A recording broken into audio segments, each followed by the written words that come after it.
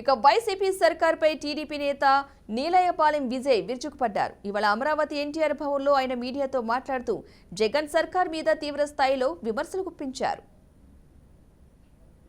Code చేసిన తర్వాత ఒక కార్పొరేషన్ నుంచి డబ్బులు తీసుకొని ఏ బేసిస్ మీద మీరు ఖర్చు పెట్టుకుంటారు? ఇది అసంబద్ధం కాదా?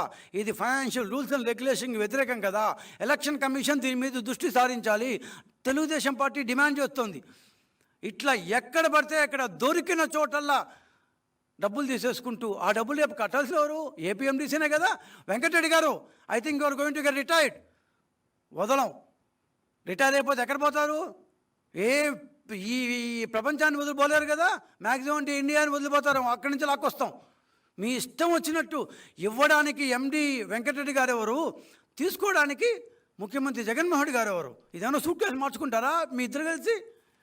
7,000 కోట్ల రూపాయలు అయ్యా. 1, 2 కాదు, 7,000 కోట్లు. మీకు వేల కోట్లని చిలపెంకుల్లాగా ఉన్నాయి.